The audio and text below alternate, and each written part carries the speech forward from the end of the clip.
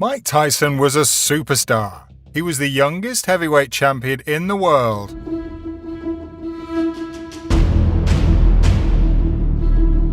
The richest athlete, surpassing Michael Jordan in 1990, Iron Mike.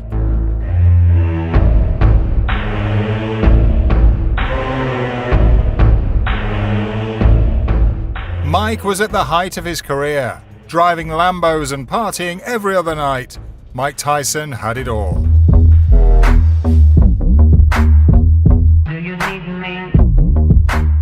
Until, in 1992, when an 18-year-old beauty queen, Desiree Washington, accused him of rape and got convicted and sentenced to 10 years in jail.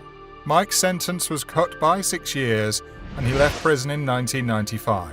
He left me completely jacked.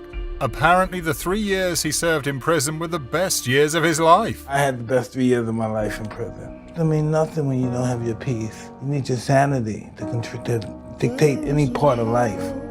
God punishes you by giving you everything you want.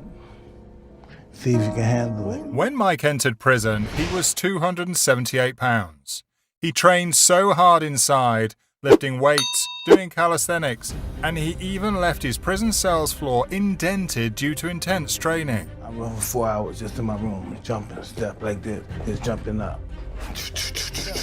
In my cell, right, is a concrete floor, right? I indented it, my feet. Oh, your feet, okay. Yeah, and did the concrete floor. And when he finished his sentence, he was only 214 pounds, totally ripped and in shape. He lost 60 pounds and added some muscle. Even in prison, Mike Tyson has an impeccable work ethic.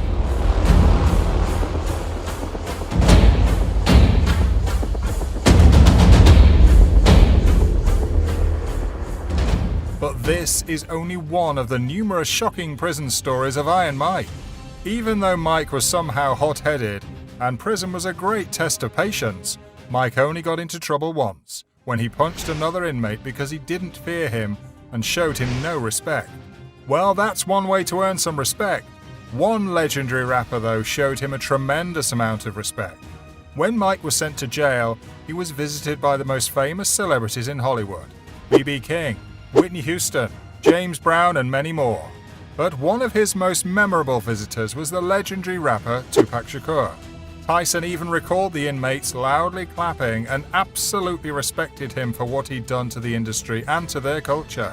Well, Tyson did have a memorable time in jail, and that includes this next one. Mike had a chance to reduce his sentence by a year if he passed a GED, or General Education Department exam. Mike has been desperate to pass, and what did he do? He dated one of the prison counselors and even had sex with her occasionally. He also gave her money and, as he described it, did nasty things with her. Eventually, Tyson's gamble paid off, as the counselor made him pass the GED exam and reduced his sentence. And not just that, he revealed that he even got girlfriends in prison and got a girl pregnant. He revealed in an interview on Vlad TV that he was living the normal life in prison. He was respected as the champion Mike Tyson and got everything he wanted. He revealed getting a girl pregnant inside the prison. The council worker now, she's letting me have sex with her now, so I'm going good. And he said that it was just meant to be. He then added that his life in prison was the most safe and secure he'd ever felt in his life. What was one of the worst experiences you had in jail? Bad experience? Beautiful experiences. I felt very safe there. As he grew up on the bloody streets in Brooklyn and constantly got in trouble. But his fellow inmates weren't afraid to get into trouble either. News about Mike Tyson being sent to prison in Indiana spread like wildfire, and his avid supporters continued to try and meet Mike even in prison. Some were sending gifts and letters to him too, and these things gave Tyson's fellow inmates an ultimately insane idea: imitate Tyson and cheat his supporters. This was after Tyson's fellow inmates sent letters to women to convince them to give cash and jewelry. He racked up money impersonating Tyson, but got caught months later after one of the women visited the prison. What a clever but evil idea by that man. And the courage to imitate the baddest man on the planet.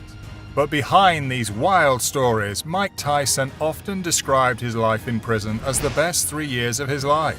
He continued living lavishly inside prison cells and had the ball in prison. He even said in numerous podcasts that he doesn't want to leave prison and that he will cherish the memories and the lessons he got from his jail time. One of these was the most life-changing moment in his life. Years after he was sent to prison, Mike described himself as a savage man. But one thing changed his perspective about life: Islam. He changed his religion to Islam and devoted most of his time to reading the teachings of Islam. He was very moved by the Book of Islam and decided to become a Muslim because he saw Islam as a religion of peace, and it made him quite a different man, a more peaceful and delicate man. He even changed his name to Malik Abdulaziz as a part of being a Muslim. However, he didn't use his Muslim name and continued using the name Mike Tyson when having his boxing matches.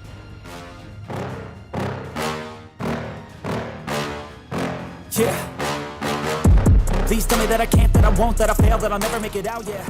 Mike used this newfound religion to motivate himself to be better and to be in shape at all I times. get off to the thought of proving everyone wrong. I won't stop to the top, so you better back off and get lost. I'ma stay loud, stay proud, never running out, never He heading down. wanted to prove his doubters wrong. Mike said that after he got to prison, people were sparking the conversation that he was done, not just in boxing, but the entire Mike Tyson himself.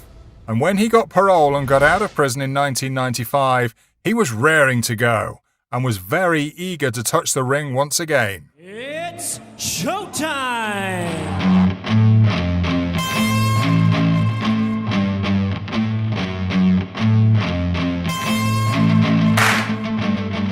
He fought the vicious Peter McNeely in August 1995 and convincingly won via a TKO in the first round,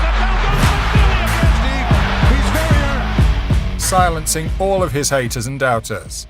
Mike Tyson dubbed this as one of the most satisfying wins he's had ever since he stepped foot into the ring. Mike's incredible time in prison made him not just a better fighter, but a better person. And he will always remember his prison time as the best 3 years of his life.